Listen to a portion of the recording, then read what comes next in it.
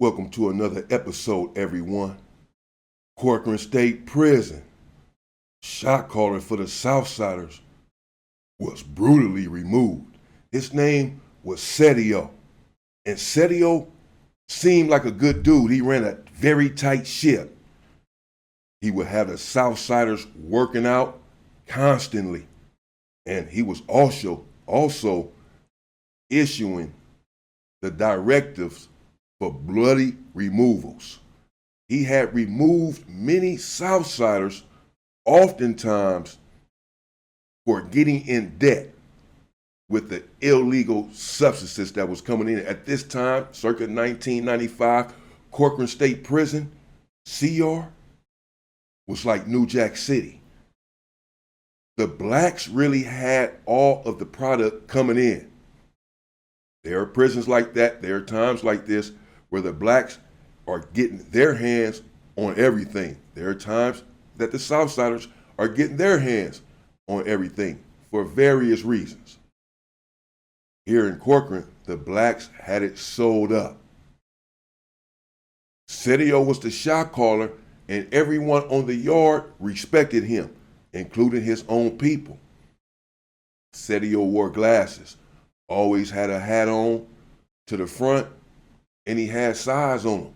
And he would have the Southsiders out there running laps around the yard, constantly doing burpees, constantly on the pavement. And he was no nonsense. One time, a Southsider owed a black for a product, and he was late with the payment. The black had not even asked for him to be removed. He just went to Setio and made it clear that he wanted his money. Setio said that they would pay the money, but that the Southsider had to go. And the very next day, out there on the yard, the Southsider was brutally attacked with weapons and removed. This had people in fear sometimes of Setio, his own people anyway, it would appear. But you oftentimes have two different kinds of leaders. One that has the respect of everyone, and the other that has the love and respect of everyone. And I believe that in order to be an effective leader that is able to sustain his or her position, the people must love you, not just fear you and respect you. They must love you, the cause, and the movement. Or else. Because being a shot caller is really an unenviable position. People glorify it, but it's worse than being a quarterback. At least as a quarterback, you get all of the credit, but you also get all of the blame. But as a shot caller, you really get none of the credit, but all of the blame if something goes wrong. If you call the wrong shot, you put people's lives in jeopardy. I've seen it many times over. It can spell the end of you as a shot caller or as a human being here on the planet Earth. And so it's not a position made for everyone. Setio understood this, and he decided that he would rule with an iron fist. He ran a very tight ship. But since the blacks were the ones getting in all of the product, inevitably the Southsiders had to deal with the blacks if they wanted some of this product. But Setio had everyone believing, or his people anyway, that he had a connection and was getting the product in as it related to his people. Now, oftentimes the Southsider will forbid their people from doing business with the blacks. I've seen it many times on the yard. They say that you can't buy anything from blacks, any of the product, for 30 days, 60 days, 6 months, for whatever reason. There's tension with the blacks. Maybe some Southsiders, a couple of Southsiders didn't pay on time. And so to de-escalate a situation, no more business between the races. But the blacks believe and know, it's true, that oftentimes the Southsiders do this because they want to keep all of the money. They want their people to deal with them only, but they're shortening them. They're shortening it. When they come to the blacks, they're getting a lot of the product. So they'd rather do business with us. But their people will say you can't do business with them. So that they, again, can only do business with their people and get all of the dough. Such is the case on the yard now in Corcoran. Setio put out the directive that no Southsiders can do business with blacks for 30 days or whatever it was. And everyone then must come to him to get the product, all of his people. But come to find out that Setio himself is getting the product from a black man there on the yard. It was all exposed by the big mouth black.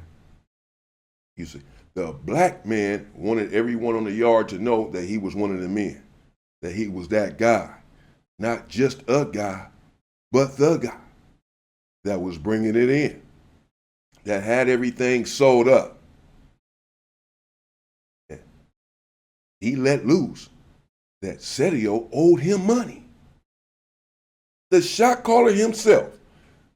At one time, Setio had got a Southsider viciously removed because he had a fight with his cellie, and they're not supposed to fight one another. And so the aggressor in the fight, Setio, had no mercy on him.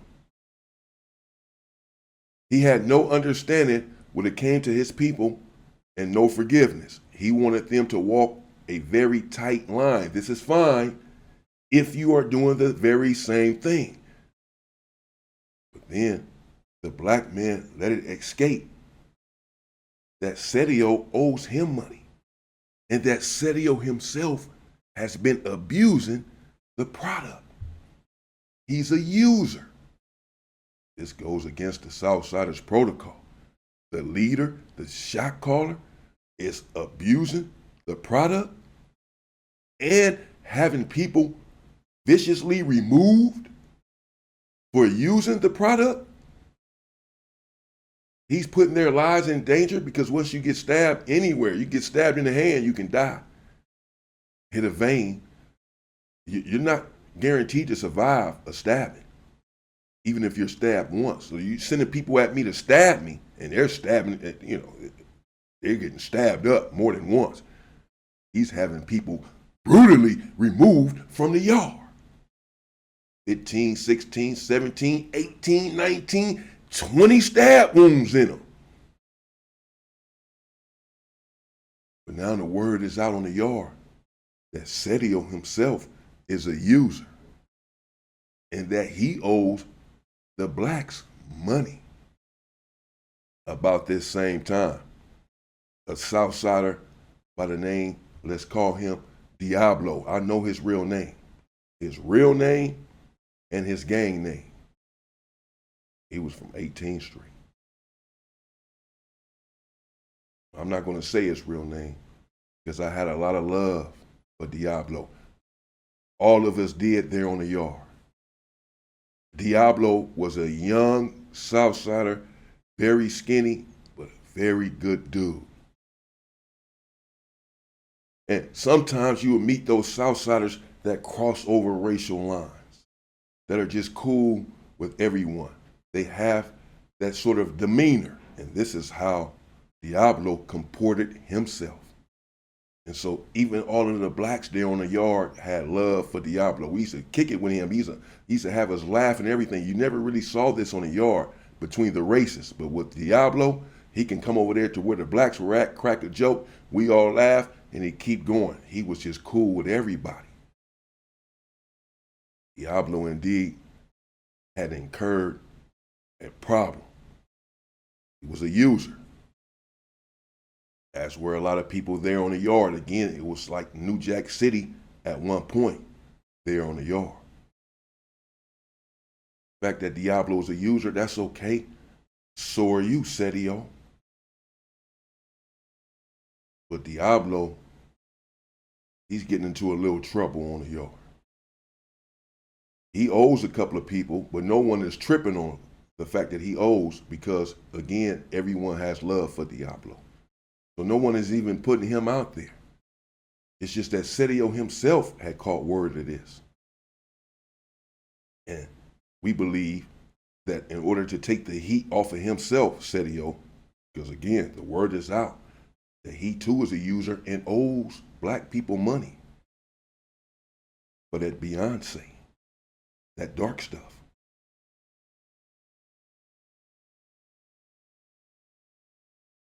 Diablo's mother passed away. And I know what that's like. You never cross a man that has lost his mother. Word to the wise. And when Diablo lost his mother, he began to use even more, trying to cope with the unexplainable pain that he was going through. And Sedio took advantage of this situation. He took advantage of the fact that Diablo had been weakened by the news of his mother's passing. And Sedio put a hit out on Diablo. He said that Diablo owed blacks and that he had already said that no SouthSiders were to do business with blacks. But Diablo had owed before this word had went out. But this was just a reason. Again, it appeared for Sedio, or a way, a vehicle for Sedio to take the heat off of himself by putting a hit out on Diablo, removing him from the yard. What about the fact that you're using as well and that you owe people? You're removing him for this same thing. This is going to be a mistake on Sedio's part. Because again, the SouthSiders and everyone else has a lot of love for young Diablo. And we all see what Sedio is doing. His people sees it as well. And they sent word to their hierarchy. Sedio is off the Richters. He's losing his damn mind. Before they could even respond, Diablo, he was attacked. You can even tell that the people who were attacking him necessarily did not want to be attacking him, but they had no choice. And he was stabbed and removed from the yard in front of everyone. And this angered a lot of people. Sedio had underestimated the love, not just the respect, but the love that Diablo had from everyone. Again, I remember Tupac saying when he got shot that he found out that fear was stronger than love, because he said that the people that was there with him did not help him because they were in fear, even though they claimed to love him. And I said, no, fear is not stronger than love. Those people just didn't love you. Because when people love you, they'll die for you. People had a lot of love for Diablo, and the yard was saddened when he was removed. The word that came down then, that since Sedio was also a user, an abuser, and had removed many people from the yard for this very thing, that he too must go. This happens often within the SouthSiders. Their shot callers, hierarchy, are taken out, taken down. Again, it's an unenviable position to be a shot caller. Because as soon as you make one false move, one wrong move, that's your ass. They're coming for you. John Gotti took out, who was it, Costello, because he wanted his power and position and obtained it. The list goes on and on of the leaders who find themselves in unenviable situations based on decisions and shots that they called. When the word comes down on Sedio, people are happy. And they're raising their hand to perform the duty. They want to get rid of him for getting rid of Diablo. There in the day room, Sedio was there working out and had the SouthSiders working out with him per normal. We're doing Navy SEAL burpees. They wasn't tired. It was all the rules and the ploy. They were letting Sedio tire himself out before they attacked. And about halfway into the routine, 100 or so burpees in, Sedio went down to the ground to do a Navy SEAL, and they brutally attacked him while he was on the ground. He never got up, never had a chance, never stood a chance. The first SouthSider withdrew his weapon swiftly, like quick draw McGraw, and hit Sedio right in the neck. Bam! Sedio hit the ground. Wasn't moving. A couple of more SouthSiders, they got on him. At least 4 or 5 SouthSiders are stabbing him constantly in the back because he's laying on his stomach. They're trying to turn him over and hit him in the chest. Apparently the word had come down that Sedio was no more. It was time for him not only leave the yard, but leave the planet Earth.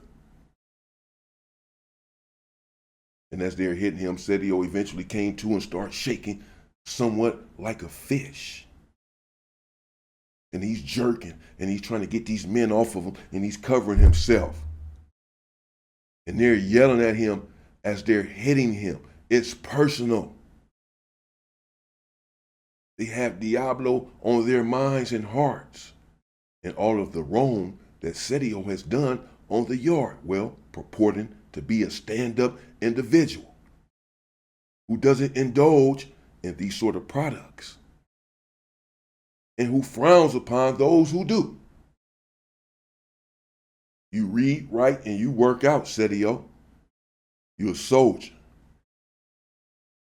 You don't do anything that is unbecoming. Well, only to find out that it was all a show. They were incensed and irate. And this attack was personal. And Sedio eventually lied there motionless.